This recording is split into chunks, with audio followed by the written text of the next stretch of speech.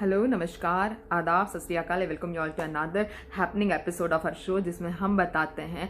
आपके दिमाग के कंफ्यूजन का सॉल्यूशन और थोड़ा सा इंटेलेक्ट का तड़का लगा के हम बताते हैं आपके सामने उन मुद्दों को जिनकी जानकारी होना आपके लिए बेहद आवश्यक है। आपने हमारे शो को इतना ज़्यादा सराहा है और एक बुद्धिजीवी समाज का निर्माण करने के लिए हमारा सहयोग किया, उसके लिए हम आपका दिल से धन्यवाद करते हैं। हमारा यूट्यूब चैनल भी आपको सब्सक्राइब करने की रिक्वेस्ट करते हैं। हमारा यूट्यूब चैनल है परी टॉक्स टू देश की जनता, जिसमें सब्सक्रिप्शन बटन को दबाकर अब बेल आइकन को क्लिक कर दीजिए, जिससे जैसे ही वीडियो डलता है वैसे ही नोटिफिकेशन आपके तक आ जाए और आप इतने हैपनिंग वीडियोस जिसमें हम आपके काम की बात कर रहे हैं, आपके देश की बात कर रहे हैं, आपके हर मुद्दे से जुड़े हुए समस्या का समाधान हम आपको प्रोवाइड कर रहे हैं, आप मिस मत कीजिए। Believe me. सुशांत सिंह राजपूत की हम बात करेंगे तो एनसीबी, ईडी, महाराष्ट्र की पुलिस और बिहार की पुलिस और सब जगह से लोग जो हैं सुशांत के मामले में लगे हुए थे। तो फिर आखिर क्या हुआ कि सुशांत के कातिलों का पता नहीं लग रहा है। क्या सुशांत के तार, सुशांत की अबेटमेंट टू सुसाइड से जुड़े हुए तार और सुशांत के मर्डर, जो भी मर्डर या अबेटमेंट टू सुसाइड आप कह दे, सुसाइड कह दे, क्या ये तार कहीं ना कहीं अंडरवर्ल्ड से जुड़े हुए हैं और अगर है तो कैसे? तो मैं आपको बता दूं कि बॉलीवुड हर किसी तरीके से अंडरवर्ल्ड से जुड़ा हुआ है, चाहे वो रेहान सिद्दीकी हो जो अमेरिका के ह्यूस्टन में रहकर सारे स्टार्स का शो करवाता है, बड़े बड़े कॉन्सर्ट कराता है, करोड़ों अरबों रुपए की आमदनी जो है बॉलीवुड को इन कॉन्सर्ट से होती है। बॉलीवुड के स्टार्स जो है वो एक फिल्म देने के बाद में उस फिल्म से जितना कमाते हैं उससे 10 गुना कहीं ज्यादा कॉन्सर्ट से कमाते हैं। जो रेहान सिद्दीकी है वो भी आईएसआई का मेंबर है। उसके अलावा मैं आपको बता दूं, रेहान सिद्दीकी के अलावा टॉनी असाय जो हमारे शाहरुख खान जी का बेस्ट फ्रेंड है, तो टॉनी असाय भी आईएसआई का मेंबर है। टॉनी असाय वही है जो अर्नब गोस्वामी की गिरफ्तारी पे कह रहा था कि अर्नब अपनी जान के लिए भीख मांगते घूम रहा है, ये वही टॉनी असाय है। इसी टॉनी असाय के कहने पर अर्नब का जॉब जो है टाइम्स नाउ से चला गया था, अर्नब को रेजिग्नेशन करना पड़ा था।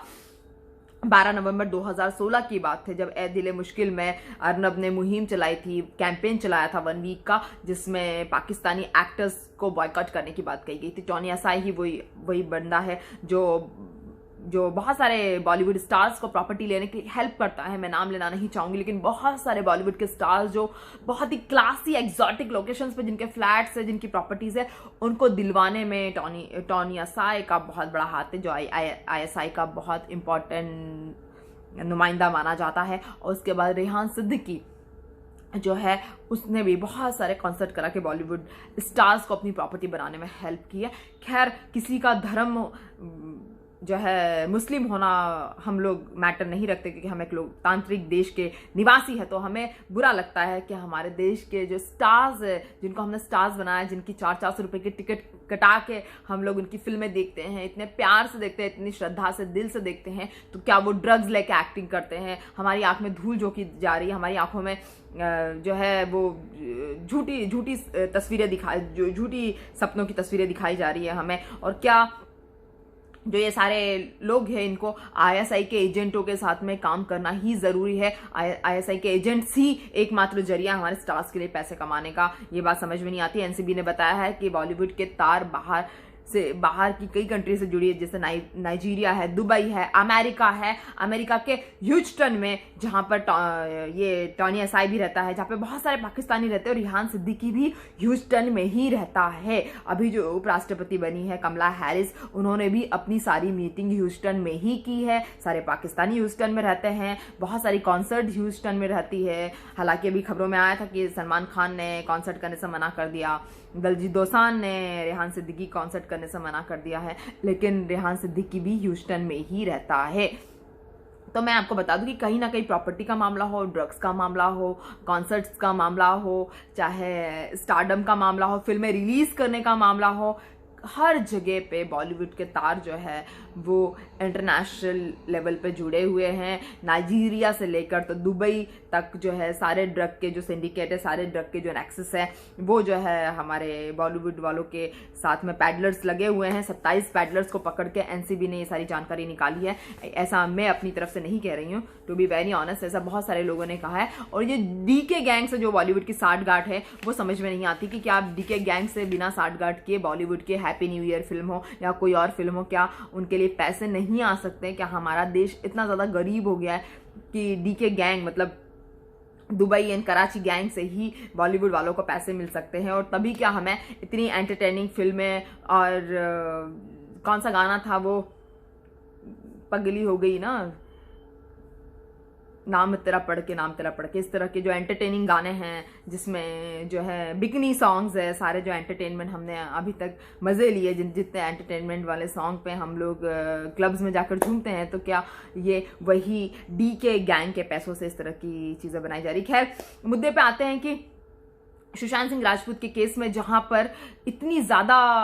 हाइप्स क्रिएट हो गई, देश जो है इंसाफ मांगने में लगा हुआ है, देश की महिलाएं, घर घर में बच्चे, महिलाएं, बूढ़े, हर कोई सुशांत को अपना बच्चा समझ के उसके लिए न्याय मांग रहा है, लेकिन मीडिया चैनल सुशांत के लिए मुहिम क्यों नहीं चला रहे हैं? क्योंकि मीडिया भी ब्लैक मनी से चलता है, मीडिया के अंदर भी ब्लैक मनी लगा हुआ है, ISI के पैसे लगे, दाऊद गैंग के पैसे लगे हुए हैं, तो मीडिया भी इस तरह की खबरें नहीं चलाता है सिवाय अर्नब गोस्वामी को छोड़ के, क्योंकि अर्नब गोस्वामी जो है पहले भी इस चक्की में पिस चुके हैं, और पिस कर इन सारी चक्कियों में पिस कर तब के अर्नब गोस्वामी जो है खरा सोना मेरे ख्याल से बन गए हैं। तो ऐसा मुझे लगता है। आपको क्या लगता है? कमेंट सेक्शन में आप ज़रूर बताइए कि आपको क्या लगता है कि अमेरिका के ह्यूस्टन में जो इतने सारे पाकिस्तानियों के बीच में बॉलीवुड वालों के फ्लैट्स होना, प्रॉपर्टीज़ होना या पाम जुमेरा में होना, क्या आपको सही लगता है? और टॉनी असाई जैसे लोगों को हमारे देश के स्वतंत्र पत्रकार, हमारे देश के रेप्यूटेड पत्रकार, स्वतंत्र चैनल के रेप्यूटेड पत्रकार पे इस तरह के कमेंट्स करना क्या आपको सही लगता है? मुझे तो नहीं लगता। हालांकि बात करते हैं कि ये इंटरनेशनल रैकेट का हिस्सा बॉलीवुड कैसे बन जाता है। बॉलीवुड को कोई पड़ी नहीं है, जैसे खाली पीली है और बहुत सारी फिल्में, सड़क 2 है, और कौन सी फिल्में निकली अभी, लक्ष्मी बॉम्ब, जिसके ऊपर सबसे ज़्यादा कंट्रोवर्सी हुई है। इन सारी जो जितनी भी मूवीज़ है और जो भी स्टार्स की नई नई एड्स आ रही है, आप देखें सब पे लाइक्स और डिसलाइक्स के बटन बंद कर दिए गए हैं, और फिल्मों को ले जा के फीजी, अफ्रीका और पता नहीं कहाँ पे तुर्की में जाकर रिलीज़ किया जा रहा है फिल्मों को। तो इस तरह से जो है फिल्में इधर उधर रिलीज़ की जा रही है, और हमारे देश में क्या हो रहा है उससे किसी को कोई मतलब नहीं। सुशांत को इंसाफ मिल रहा है नहीं मिल रहा है उससे कोई मतलब नहीं है।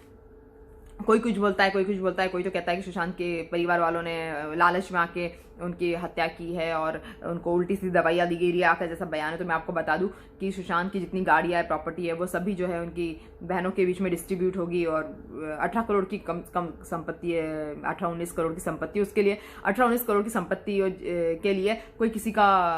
मर्डर नहीं करेगा या अबेटमेंट टू सुसाइड नहीं करेगा, जहाँ तक मुझे लगता है। क्योंकि सुशांत की जो बहनें हैं, नीतू दीदी या रानी दीदी, जो भी उनकी बहनें हैं, वो भी वेल टू डू है। तो मेरे ख्याल से 18-19 करोड़ के लिए कोई किसी का सुसाइड नहीं करने की कोशिश करे, किसी के लिए अबेटमेंट टू सुसाइड की कोशिश नहीं करेगा, कोई किसी का मर्डर नहीं करेगा, उल्टी पुल्टी दवाइयाँ नहीं खिलाएगा। तो मुझे लगता है कि रिया की जो बयान है वो सरासर पूरी तरह से गलत है। और तो मैं आपको बता दूं कि ये जो पूरा जो नेक्सस है, जो जिसके लिए अर्नब गोस्वामी मुहिम चला रहे हैं, और पूरा जो ये ड्रग सिंडिकेट है या बॉलीवुड ड्रग गैंग है, और या ये बाहर फिल्में रिलीज कराने का लगातार ये जो चल रहा है नाटक, और ये बड़े बड़े जो प्रोडक्शन हाउसेज है जो बाहर जाके कॉन्सर्ट्स करते हैं, तो इसके लिए भी एक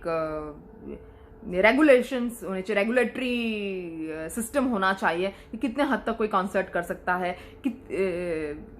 किस देश में मूवी रिलीज करनी चाहिए, और क्या कौन से एक्टर्स काम कर रहे हैं, हमारे एक्टर्स कहाँ काम कर रहे हैं, सारी चीज़ों पर रेगुलेशंस होने चाहिए, रेगुलेटरी बॉडी होनी चाहिए। अगर ऐसा नहीं है तो हमारे लिए बहुत शर्म की बात है। और हमारे देश की इतनी बड़ी इंडस्ट्री, बॉलीवुड इंडस्ट्री, जो हमारे देश की होने के बावजूद भी हमारी नहीं रही, और हमारे सुशांत के लिए एक शब्द नहीं बोल रही है। हमारे सुशांत सिंह राजपूत जैसे रोल मॉडल, इतने बड़े हीरो, सेल्फ मेड हीरो के लिए एक शब्द नहीं बोल रही है, जो बड़े ही दुख की बात है, बहुत शर्मसार कर देने वाली बात है। इट्स रियली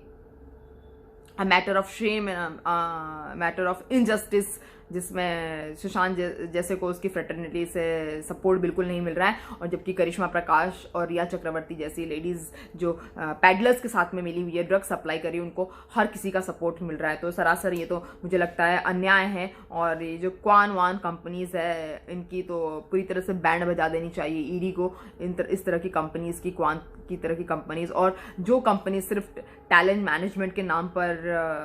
प्रोस्टिट्यूशन रैकेट चला रही है, उनकी भी जांच ईडी को करना चाहिए, सीबीआई को करना चाहिए। सीबीआई हालांकि लगा हुआ है, सीबीआई जो है बिहार इलेक्शंस की वजह से चुप बैठा हुआ था, अब जो है हर तरीके से सीबीआई अपने पत्ते धीरे धीरे खोलेगा, क्योंकि सीबीआई ऐसा नहीं है कि एक दिन में जाके काम कर देगा। सीबीआई का अपना सिस्टम होता है काम करने का, सीबीआई का अपना स्टाइल है काम करने का। सीबीआई अपने स्टाइल में ही काम करती है, उससे ज़्यादा सीबीआई कुछ नहीं करती। अर्नब गोस्वामी को पहले ही इन लोगों ने जो है चैप्टर प्रोसीडिंग्स का लेटर पकड़ा दिया। चैप्टर प्रोसीडिंग के लेटर में होता है कि आपको जो है कंट्रोल किया जाएगा, कि आपका गुड बिहेवियर के लिए आप कंट्रोल्ड हो, और आपका गुड बिहेवियर है किसी वेल नोन पर्सन को गारंटर रखा जाता है चैप्टर प्रोसीडिंग्स में। तो अर्नब के लिए सीआरपीसी की धारा 108 के तहत जो है उनको चैप्टर प्रोसीडिंग्स में डाल दिया गया। अभी अर्नब नोएडा में है हालांकि, लेकिन अर्नब किसी भी समय बॉम्बे आएंगे और फिर उनसे लगातार फिर वही उसी तरह के केसेस उन पर दोबारा चलेंगे, क्योंकि वो अकेले ही सुशांत के केस में बहुत ज़्यादा भारी पड़ रहे हैं। बाकी रिपोर्टर्स कुछ भी नहीं बोल रहे सुशांत के, मतलब एक दो यूट्यूबर्स को छोड़ के, ऑफकोर्स हम जैसे यूट्यूबर्स को अंडरवर्ल्ड से पैसे तो नहीं आने वाले, तो एक दो यूट्यूबर्स को छोड़कर सभी चैनल्स जो कोई भी सुशांत के बारे में बात नहीं कर रहा। अगर बड़े न्यूज़ चैनल्स की बात करें, नेशनल टेलीविजन की बात करें, उससे अर्नब भी लगे हुए। तो अर्नब से 10 लाख का एक तो बॉन्ड भरा लिया गया है, और 10 लाख के बॉन्ड के अलावा my God good behaviour maintain करने के लिए अर्नब को जो है वेल नोन पर्सन से गारंटी की गई है। और ये मतलब क्या कहते हैं उसको, एक एनसीबी को सच जानने के लिए जो है इस तरह से चीज़ों को रोकना चाहिए, क्योंकि अगर अर्नब से इस तरह की गुड बिहेवियर की आशा वो किया जाएगा, एक्सपेक्टेशन की जाएगी गुड बिहेवियर के अर्नब से, तो मुझे लगता है फिर अर्नब कुछ नहीं बोल पाएंगे, और फिर जितनी जो भी मुहिम चल रही है, जितनी भी ज़्यादा सुशांत के लिए न्याय की मुहिम चल रही है, वो भी बंद हो जाएगी अगर अर्नब गुड बिहेवियर पे आ जाएंगे तो। क्योंकि इतना ज़्यादा नेक्सस फैला हुआ है कि अगर गुड बिहेवियर से हम लोग कोशिश करेंगे तो मेरे ख्याल से सुशांत को जस्टिस मिलने के लिए 10 साल और लग जाएंगे। और जो दीपिका का फ़ोन जब्त हुआ है, जो प्रदीप भंडारी का फ़ोन जब्त हुआ है, उसके बारे में भी प्रदीप भंडारी का फ़ोन भी जब्त कर लिया गया, क्योंकि मैं आपको बता दूँ कि कहीं ये अर्नब की पूरी टीम और जो ये रिपब्लिक भारत है, कहीं वो पैसे वैसे लेकर तो ऐसा नहीं बता रहे हैं, बॉलीवुड के शरीफ लोगों के बारे में झूठी खबरें तो नहीं फैला रहे हैं। तो इसके लिए प्रदीप भंडारी का भी फ़ोन ले लिया गया, लेकिन श्रद्धा, दीपिका और इन सबके जो फ़ोन लिए गए, दुनिया भर की जो भी एक्ट्रेसेस जिनके फ़ोन लिए गए हैं, उनके बारे में चैट को एनसीबी नहीं ला रही है। मेरे ख्याल से एनसीबी को सारी चैट्स जो है वायरल कर देनी चाहिए, और सारी चैट्स को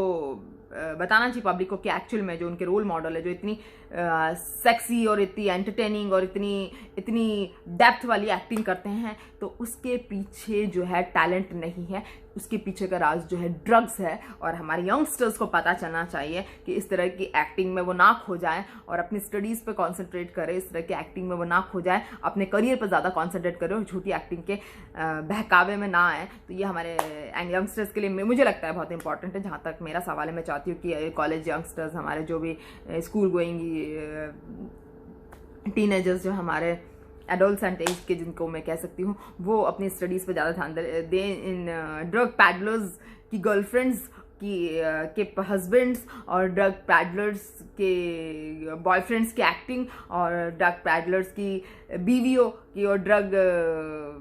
ड्रगिस्ट की बीवियों की एक्टिंग पे ध्यान ना दें, और कोशिश करें कि अपने स्टडीज़ पे फोकस करें। खासतौर पे यंगस्टर जो बहुत इंप्रेशनेबल होते हैं, जो बहुत इन्फ्लुएंशियल होते हैं, जो किसी से भी फटाक से इंप्रेस हो जाते हैं, प्रभाव में आ जाते हैं, तो मैं कहूँगी कि अगर ऐसा है, और ये सब तो ड्रग के मामलों